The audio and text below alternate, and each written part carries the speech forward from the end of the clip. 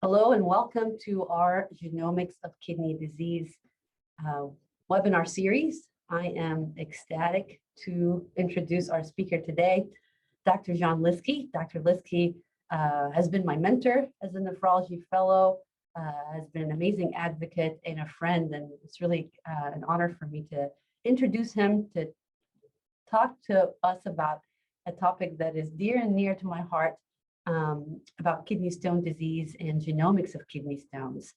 Dr. Lieske earned his MD degree from the University of Chicago and then completed his internal medicine residency at Emory. And then he went back to the University of Chicago for clinical and research nephrology fellowship. I think Dr. Lieske is one of the few people I know that lives and breathes kidney stones. Has dedicated his entire life to the study of kidney stones and was involved and led numerous multiple clinical trials for treatment strategies, especially for patients with primary and enteric hyperoxaluria. Dr. Lieske is the medical director for the renal testing lab at Mayo Clinic that includes all kidney-related testing, especially those related to the diagnosis and treatment of kidney stones. He's currently the director for the Rare Kidney Stone Consortium, which we'll learn a lot about today. And he's actually the site PI for the United States Urinary Stone Disease Network for Mayo Clinic. So we're excited to have you, Dr. Lieske. So we'd like to start off by just hearing your version of who you are and your current practice and how you got interested in pursuing genetic testing for your patients. Great. Thanks very much for that introduction. So yeah, as you already said, I've been interested in kidney stone disease for a very long time. Started when I was a fellow. I ended up in a lab doing research on kidney stone disease and sort of have continued along that pathway since for many years. So one of the disease we've studied has been primary hyperoxaluria. And that's obviously a monogenic disorder. So very interested in the genetics of that. And then we've also, with Rare Kidney Stone Consortium, looked at other monogenic diseases. And then as the sort of the technology has evolved over the last 5 or 10 years, the accessibility to do genetic testing for more and more of these diseases and try to understand better about what's going on in stone clinic, has really spurred what we're trying to do with this panel that we're talking about today. Wonderful. So can you tell us a little bit more as a nephrologist with stone expertise, both along the clinical and research realms, your perspective on the value of genetic testing for kidney stone patients? A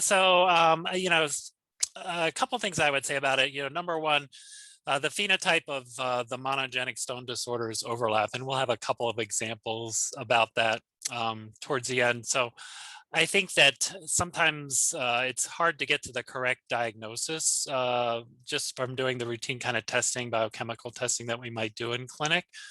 And as I was saying before, the newer sequencing technology makes this really accessible now in the clinic. And so we can, in many cases, provide a definitive diagnosis.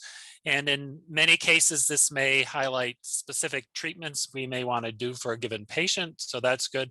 In other cases, there may be clinical trials for specific populations of patients, and having the genetic diagnosis will make those patients eligible for these trials. Even if there aren't things out there as far as clinical trials, certainly by getting together large numbers of patients so we can understand the natural history really will increase the likelihood that there will be such kinds of studies down the road. And so that's the perfect example of that would be with primary hyperoxaluria, that by doing this kind of work over several decades really at Mayo, Dr. Milner and myself, this really has sort of brought attention to what's going on in PH to define the disease, the natural history. And I think that really set the stage for biotech really becoming interested in this in the last 5 years and really changing things. There are also definite overlap between the genes and the sites in the kidney where we see these rare cases of nephrocalcinosis as well as common kidney stone disease. So that I think understanding some of these rare disorders, how they work at a molecular level, I think will also ultimately help us understand common kidney stone disease, which is, as you know, it's 10% of people or something will get a kidney stone in their life. So really quite common. So some of these rare diseases may shine a light on what we need to be doing for those more common patients as well.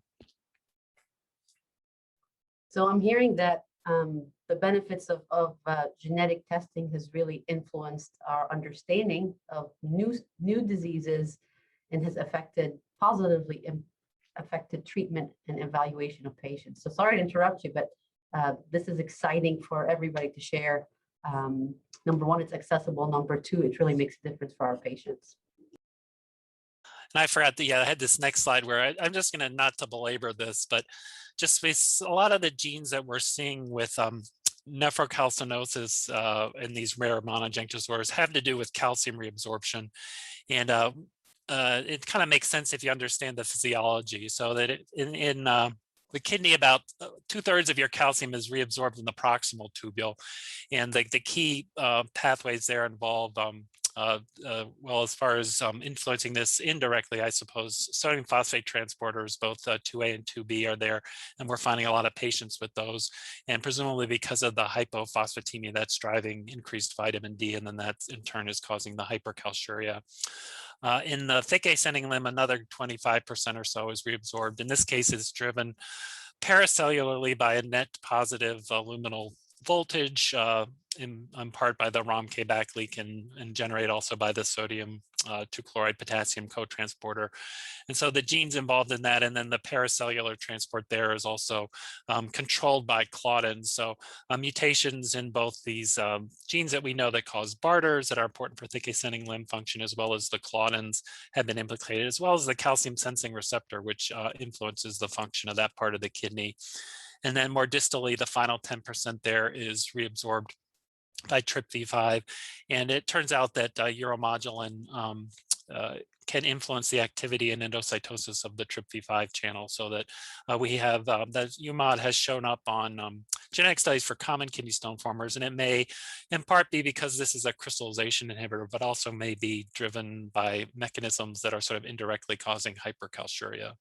So I think a lot more to learn about this as far as both common as well as these rare cases of nephrocalcinosis. And in my nephrology stone knowledge, hypercalciuria is one of those most common urine metabolic risk factors. So recognizing that changes or genetic abnormalities that may impact directly or indirectly calcium excretion really play a role and may explain a lot of our quote unquote idiopathic hypercalciuric patients. So I think this will really add a lot of value to a lot of our patients as we strategically think about who do we refer and how do we approach the results, right, and how we intervene. So you mentioned before about the Rare Kidney Stone Consortium, and you alluded to the Monogenic study. Can you please tell us a little bit more about that? Sure. So Rare Kidney Stone Consortium, we formed this about 15 years ago. And initially, the 4 diseases we were studying were primary hyperoxaluria, dent disease, APRT deficiency, and cystinuria. And these are all monogenic kidney stone diseases, but also importantly, are associated with crystal nephropathy and the potential for end-stage kidney disease. As far as the monogenic study, initially, we had done genetic work with all 4 of those diseases, but it was done by sort of old-fashioned Sanger sequencing of the known genes that caused each of those given diseases. Over the last 5 or so years, we've developed a sort of a broader screening approach and developed a panel that I'm going to just talk about a little bit. And the objective of this is really to screen patients that are suspected of having one of these monogenic or inherited causes of kidney stones and or nephrocalcinosis, so that as we were talking about on those other slides, we can, number one, know what you have and kind of stop looking once we know what the diagnosis is. And then also potentially on our panel, we have some novel type genes that are more discovery. So we may increase the understanding of genetic causes of these diseases, and then develop cohorts not only of these 4 diseases, but hopefully of additional cases of specific genotypes that may then sort of allow us to study them and develop novel treatments at some point down the road. So this is our current panel, sort of a little bit about how the pipeline for this works. So initially we had 102 genes on there. We've recently increased this number to 149. This is a next generation sequencing panel. So we have actually made primers so that we're sequencing these specific genes with next generation sequencing. There are about 35 of these that are clearly known to cause either nephrocalcinosis or kidney stone disease. A lot of these involved in calcium metabolism. And then we've added, the rest of them are things that are involved in either calcium or vitamin D or oxalate or citrate, uric acid, hydrogen ion secretion, things that people think might be important for urine chemistry and maybe could cause kidney stones. There usually are some, at least animal studies to support the different genes we have on the panel. When we then run it, there's a bioinformatics pipeline that takes the data, decides whether or not we have good reads for each of these 102 genes. And then if there are variants, then it does some filtering of these automatically. We look for things that aren't too common, so they have to be less than 1%. Make sure we've got good enough coverage for any variant that we calls.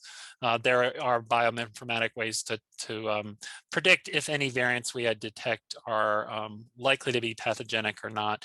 And then it kind of generates this report. And then the final step in this is that's probably most important, is then taking that data and then kind of looking at the patient's phenotype and then figuring out if any variants seem likely to explain what's going on in a given patient. So that takes a little bit of art as well as the science in the end.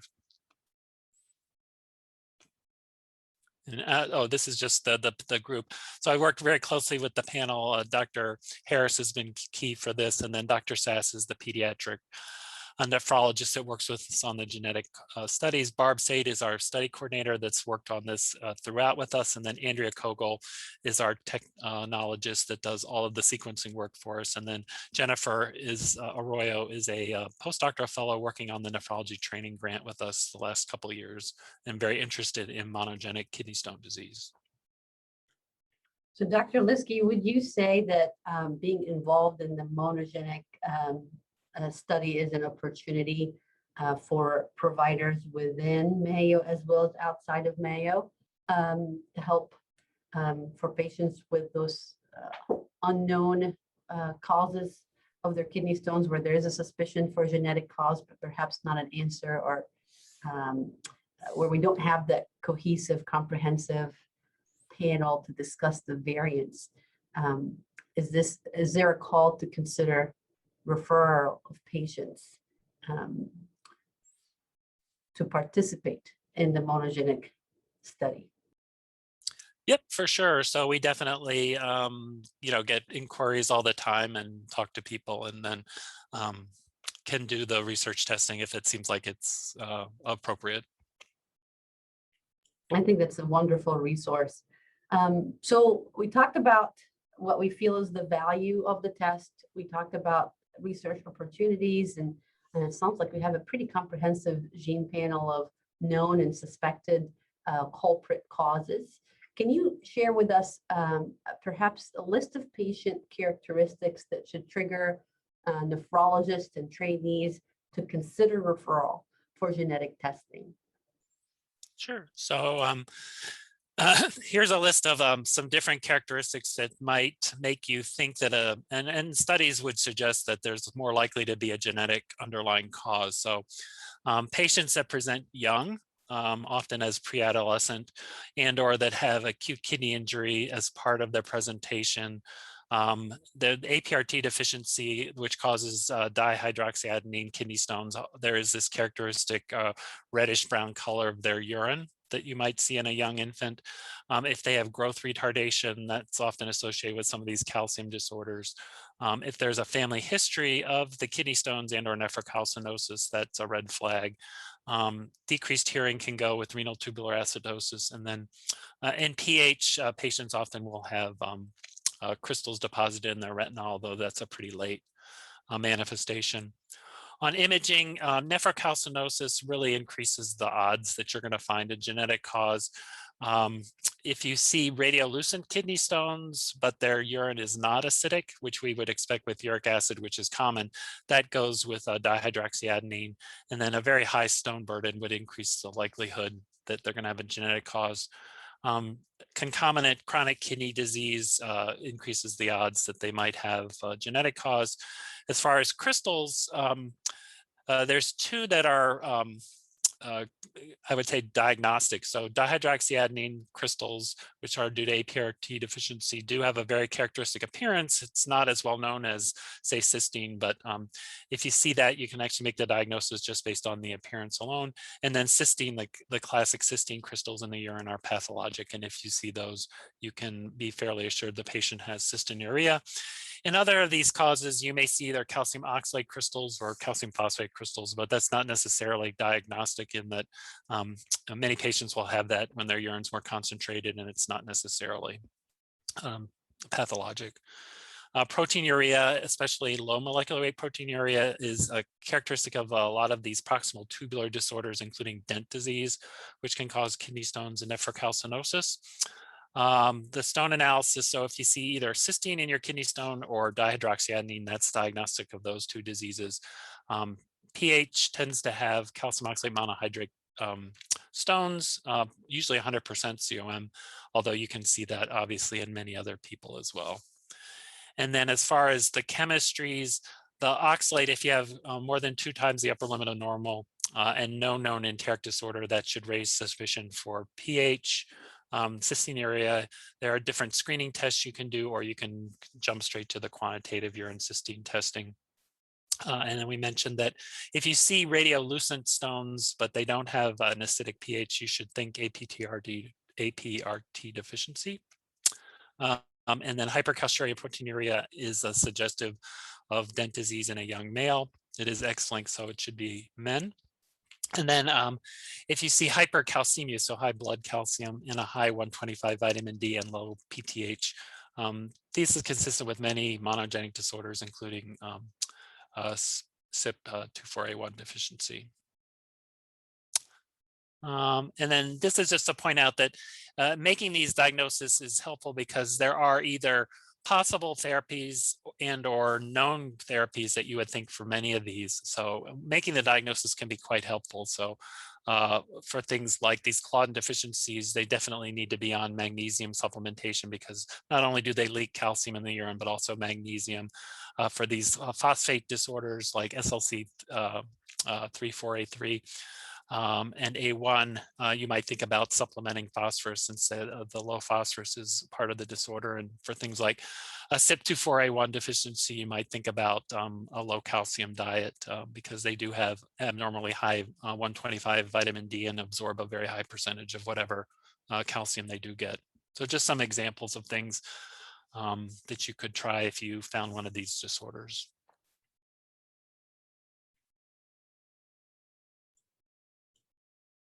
I think this is a really powerful slide, Dr. Lieske, because I can say from my experience as I started referring more and more patients for genetic testing, I've hit more positive outcomes than I have had negative results. And I think it's pretty empowering to think that identifying, even if it is a variant of unknown significance, and you alluded to the importance of taking all the data, the art, sending you an email, to review it for us to tell me if it is consistent or not. There is opportunities to test their parents or siblings to define perhaps a new variant of significance that can truly impact clinical care. And so I'm always amazed by the rate of positive returns, especially for patients specifically with high risk indications, kind of like you mentioned in the previous slide. If you really target those patients, what the rate of positive result would be. And I don't know if that's been looked at just for kidney stone patients or not. Are you aware of any studies, Dr. Lieske, about that? Yeah, so the group at in Boston, they published several papers looking at both pediatric and adult stone formers, and I think their positivity rate, look, and using similar sort of criterion, was about 20 to 30%. And in our experience, I would say it's similar, that our resolution rate is probably around 30% or so. So So it's one out of my 3 hypercalciuric patients in my stone clinic will have a genetic cause. I think that's pretty powerful, especially if we think it can impact their treatment course. So with that, can you share with us some illustrative cases that you've seen, and what their genetic finding was and how that impacted their care? So this first one, so this is was somebody that it was now a young man, but he had his first kidney stone at age 17. And at that time he was diagnosed, was found to have nephrocalcinosis. And by the age of 19, he had pretty severe chronic kidney disease. So his eGFR was 38. We had initially thought about dent disease, being a young male with CKD and nephrocalcinosis, but he had been screened by Sanger sequencing, and we didn't find there are 2 known genes for dent, and we didn't find anything in those. And so retrospectively, we had gone back once we had developed this 102 gene panel and ran him through the panel. And instead, we found 3 variants in SLC34A3, which is a sodium phosphate transporter in the proximal tubule. And we had identified this in some other family members as well. And this is just showing the kind of raw data for the mutations. And just this over here is just pointing out, in this case, we could tell that they were on different alleles. So sometimes with the next generation sequencing, if the changes are close enough together and you get pieces of sequencing that include both of the variants that you're seeing, and you only find one or the other on any of these longer pieces, that can tell you that it's on the 2 different alleles. And so in this case, we didn't necessarily need the family studies. If you don't get lucky this way, then oftentimes we do need to get the family members and try to show that it tracks from the parents. You get one from each parent in this kind of a situation. So that was one case. The second one here is another younger male that had presented with a short stature and chronic kidney disease and had nephrocalcinosis. So the phenotype was very much like the first gentleman that we saw. In this case, he had also been run through I can't see the top of my slide, but I think he was also a dent negative patient that we had run on the panel subsequently. In this case, we found Claudin 19. So this is important for the paracellular reabsorption of calcium and magnesium in the thick ascending limb. And this is just kind of showing what he had as well. And so part of what we look at as well is lining up and seeing if it's a conceived amino acid or not as part of the analysis, to trying to tell if we think something that's a variant is, in this case where it's a missense. Those can be a little bit more tricky as opposed to things like a truncating mutation where it's more likely that it's clearly pathogenic. But in this case, it was pretty strong evidence that this was causative.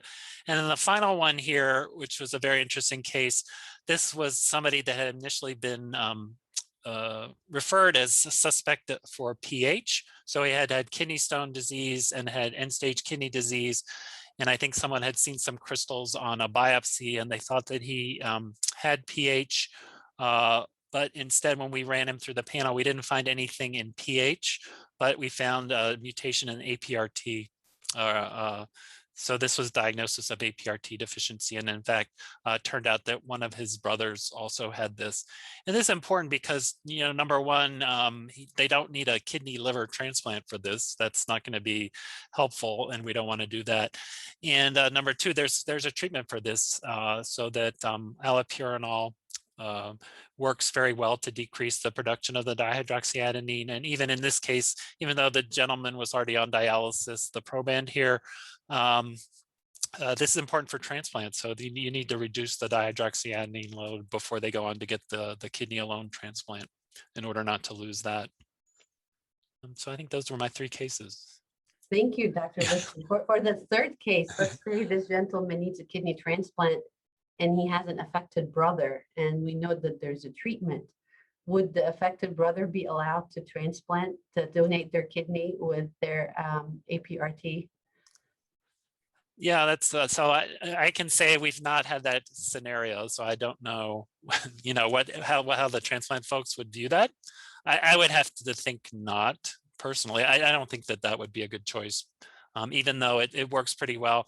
The experience, and this is rarer than even PH, the APRT deficiency, but I know the group in Iceland that we work with, even some patients that have been long-term allopurinol do develop some chronic kidney disease. So it doesn't seem like it's as effective as you might hope sometimes. So I would have to say no. And I think that goes along with the pH, and I'm sure you'll share with us the new treatment for primary hyperoxaluria. I know we share a patient, and understanding that current existing treatments for known genetic diseases and how that impacts their transplant candidacy, or even donation from family members. So something to think about. And I'm curious about your experience with a standard approach. Let's say you've got an APRT patient or you've got a PH patient. Is there a standard approach that any donor in that family would have to be tested prior to consideration, even if they are asymptomatic in terms of kidney stones themselves? Well, yeah, I think you would definitely have to screen if they're first degree family members. For primary hyperoxaluria, I mean, I think now we probably would do genetic testing, just to be sure.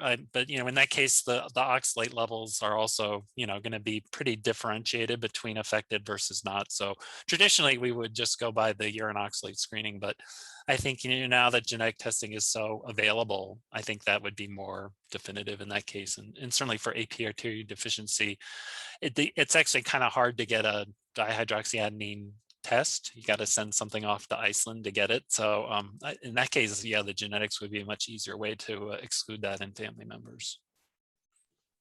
So the value doesn't just extend to the patient, but it does have an impact on immediate family members. I think that's important to recognize. So we've talked about the monogenic study. We talked about value for the patient. We talked about what to look for. And clearly, we've grown quite a bit over the last decade in terms of our genetic testing and panels. Where do you see the next 5-10 years looking like? How are things going to change for our kidney stone patients in genetic testing, and what might be some current or future challenges? Yep. So this first slide here, I just was listing kind of the evolution of what we can do as far as genetic testing. So initially it was Sanger sequencing, where you were just targeting a given gene or a couple of genes that might fit with a phenotype. This is still kind of the gold standard. And if you're like looking in family members, for example, if somebody with a known mutation, this would likely be what you would do because it's the cheapest and the most sensitive and most specific. The next thing this is what we're doing now is this targeted next generation panel. So in this case, we're only sequencing a given number of genes, and you can create a panel for a given phenotype. In this case, we're looking at things that are known to cause kidney stones or nephrocalcinosis, but you can have similar panels looking at polycystic kidney disease or tubular disorders or congenital malformations of the urinary tract cut down there. So that's actually currently, this is a pretty good choice. You can sort of target the number of genes, sort of have a manageable amount of data flow. An alternative approach here is to do exome-based panels. So in this case, you do whole exome sequencing. So you would sequence all the exomes in a patient, but you would only really look at data from the genes that you think would fit with the phenotype. And so it's kind of an alternative way to get the same data that you would get with these next generation sequencing panels. The kind of plus of this is you could add genes so that if in retrospect you say, well, hey, maybe we should also look at the cystic genes in this patient, that data is available because you've sequenced it. The downside compared to the next generation sequencing is the coverage tends to not be the same for each exome in the genome. So you may have some variable coverage of some genes. So if you actually have a known genes that you're really only going to be interested in, then next generation sequencing panel probably be your better choice. You can go straight to whole exome sequencing, and don't just look at the panel of genes that you suspect, but look at everything in the exome. This is a good sort of fishing expedition approach, but you do generate a lot of data. Just by chance, there's going to be quite a few variants within the exomes of a patient. And so then someone's going to have to kind of look at those and decide if any of those are important or not. Genome-based panels as well is useful, especially looking for things like copy number variants. So there's some things you can find in these comprehensive panels that are genome-based as opposed to just looking at the exomes. And then whole genome is kind of the highest cost. This is something that can be done. It's not infeasible these days, given the current technologies, but you still have the same issues with the whole exome that you're going to generate a lot of data. So there's going to be a lot of backside to this as far as figuring out if any of this means anything in the context of your patient. So a lot of choices here. I think that how we approach this is probably going to continue to evolve over time as these technologies get better and better and more affordable. And certainly at some point we can probably do whole genome on everyone. But then the question is going to be kind of how you're going to look at that data. And I think that's kind of where these kind of exercises and what we've been doing at Mayo. So on a certain scale, we've been doing this with the Rare Kidney Stone Consortium on more of a research basis, where we're generating this data from our panel and then analyzing it as a group and then trying to fit it back to the patient's phenotype. But we're also doing this at Mayo in nephrology as a whole, so that we can order these kind of gene panels for not only kidney stones. Our clinical kidney stone panel is a little more restricted, so it really only includes those 35 known genes, or maybe a few more, because in this case, we're not really looking for things that we don't know are pathogenic. But we also have panels for, say, cystic disease. Once this is ordered, it's important to have this reviewed. And so we have a genomics board that meets a couple times a month, and we typically have 4 or 5 cases at each of those meetings. And we have representation from nephrology, pathology, geneticists, counselors, and kind of decide if we think any variants or things that we find on a panel that has been ordered for a patient is important. And then we have the counselor there so that we can actually, for example, if we need more family members, we think that we need to see if it's tracing through the family correctly. We can recruit those kind of additional patients as well as needed, and then finally come up with a plan and then kind of give that back to the patient in an informed kind of way. So I think that this, we can do this now at Mayo. We started as a pilot with SIM, and it's kind of evolved. It's now, I think, graduated from pilot status and has been very successful in our practice. And I think that this is, the sort of thing that's being replicated at other places. I think this is really what we're going to need to bring this out into practice, that, you can't just expect, say, a nephrologist to order a genetic test and get some variants back on a test report and kind of understand what that means. And I think that's a real barrier to getting this out there. So I think having this kind of support ultimately is going to be very important down the road. Thank you, Dr. Lieske. A question about whole genome sequencing. From your experience, how often are you triggering that request for patients who are presenting with those high-risk features or stone formers? Is this something that's commonly considered for stone formers versus other nephrology-related kidney diseases, for example? Yeah, I would say we're not really doing that in the clinical practice right now. I think that's still more on the research side. And has there been any studies looking at the actual impact? So the value is definitely there, but as you reviewed with us in detail, different clear genetic phenotypes and targeted treatment, has anybody looked at those patient cohorts to see the impact of treatment in terms of delaying the progression of their disease or impacting their overall course? Not in general, I'd say for especially for some of these newer things that are causing nephrocalcinosis, no, I'm sure there isn't anything like that, because we don't even necessarily know that the things we would do are the most effective. I think we need to develop that experience. So in that case, no, I think the best case example might be for primary hyperoxaluria. So there we do have very good data on what the natural history of that is. And we have good data about how the oxalate excretion is really what's driving that, which is, makes a lot of sense, and kind of what the risk of chronic kidney disease is at a given urinary oxalate excretion, and what these new treatments seem to be doing to decrease oxalate generation. So that, in fact, yeah, the companies have definitely done those sort of analyses, sort of cost benefit, that how much you have to treat to prevent, a given number of end-stage kidney events and or transplants and those sort of things. And even though these newer molecular therapies are quite expensive, if you do the math, it's still a lot better than, the alternatives would be of an untreated patient.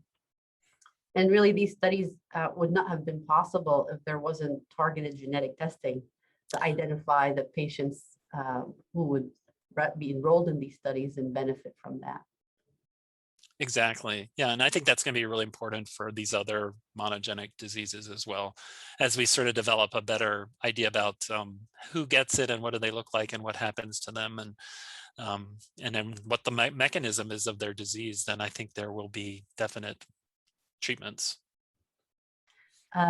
Kartik Karla asked the questions about the role of ketoconazole and steroids in CYP24A1. So probably my question to you, how much do we know about the CYP24A1 and what's out there in terms of clinical trials and treatment approaches?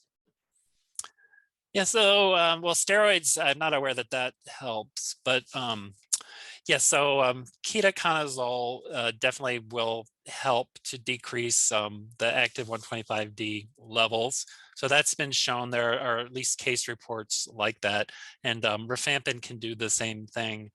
I think the concern is that there are certain, especially with ketoconazole, this is a genetic disorder, so if you're going to use that, presumably it would be for many years, if not the rest of a person's life. And I think it's thought that that's not likely to be feasible in many patients, that they'll start to develop other toxicities related to that. So I think that's dimmed the enthusiasm for that a little bit. The rifampin, may or may not, you don't necessarily like having somebody on an antibiotic the rest of their life either. So, but I think the side effect profile may be a little bit better for that. There is a study I know ongoing in Pennsylvania looking at that. I don't know, they haven't reported anything about it. But here, an alternative approach is, because they really do have very high active 125 vitamin Ds and will absorb a pretty high percentage of their calcium in the diet. So we've tended to put people on a low calcium, like less than 400 milligram per day calcium diet, and then ask them to avoid vitamin D supplements, and then kind of monitor very closely what's going on with bone health and their PTH levels and vitamin D levels and calcium excretion. And in general, that seems to have worked pretty well, as long as the patients can stick to the program.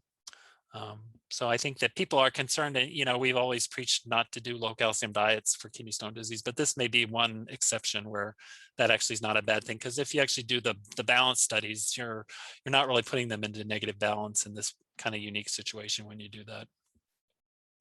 Yeah, I have one of those patients and kept her on the low calcium diet, and it's really kept her stone disease under control. So I tell my trainees that that's one added value to the genetic testing, because it will modify even the general recommendations that you give for stone management.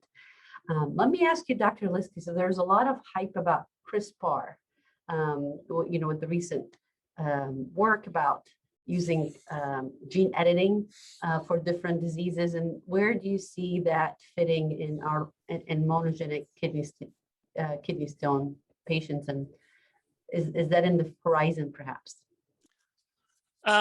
Well, I think there are definitely people looking at that. So that, yes, in theory, you could fix a gene like this. So if you know which gene has a problem, you could fix it with CRISPR. I think the real question is how you're going to deliver that to the kidney. so that it's easier to get some of these things to the liver. There are ways to get things taken up by the liver. But for the kidney, it's a little trickier. And people are trying to develop technologies to try to get these things in the part of the kidney where you would need it for whatever the mutation is. Things like actually putting it in the urinary tract and sort of using a Foley catheter and blocking that for a while and trying to deliver it up that way. I think, I think that's going to be the limitation of that. So I think we'll see. And people are smart, so I think someone may come up with a way to target this where you need it to go, but it's not quite there yet. It can work in experimental animals for sure. I think it's exciting, though. It gives a lot of our patients hope for the future. So I've learned a lot. I hope everyone has as well. Any lasting thoughts or comments, Dr. Lieske? No, I would just say I would encourage people to think about ordering these tests. There are different ways to get them, but if at Mayo in particular, we have a good infrastructure, and if people are outside of Mayo, I think that trying to develop a team at your local area to do this kind of work would be very important moving forward, because I think more and more patients are going to want this. Yeah, I've heard of people coming in with their little flash drive with their whole genome already ready, and how do we prepare nephrologists or any providers of what to do with it when the information is available for you. So as you mentioned, having a team approach and reaching out to the resources, whether it be genetic support, counselors, to help support you as a nephrologist, because in the busy clinical practice, it's not practical for you to be able to manage that. But it is important to think about the patients who would benefit from it. There's a lot, as you mentioned, a lot of different genetic testing available even outside of Mayo. So there are some resources out there, but be prepared to know how do you manage the results and how to communicate it to the patients, and having the infrastructure, I think, will be important for patient care. I mean, pre-test counseling is very important too, so that you need to discuss with the patient, what the implications of this, might be, and why you want to do it. That's always very important. I think that's, in the current era, fortunately in the US at least, that's become less of an issue. People used to worry a lot about pre-existing conditions, but since that's kind of been removed from the scenarios now with insurance, I think we're in a better place as far as that goes. But still people should understand why you're doing it, and what it might mean for family members and that sort of thing. And emphasizing the value, whether it be impacting your treatment, your long-term prognosis, or potential effect on family members. And we'll have the chance to have a whole webinar series with our genetic counselors to kind of give it some of that perspective of pre and post counseling. All right, well, we are at the almost 10:45-minute mark and addressed all available questions. So thank you, Dr. Lieske, for your time, and excited to probably do another webinar, another, maybe 2-3 years, we'll have more updates. Yeah, we hope so. Yeah. All right, wonderful. Thank you, everyone, for joining us, and have a wonderful rest of your day. Bye-bye. Bye, thanks.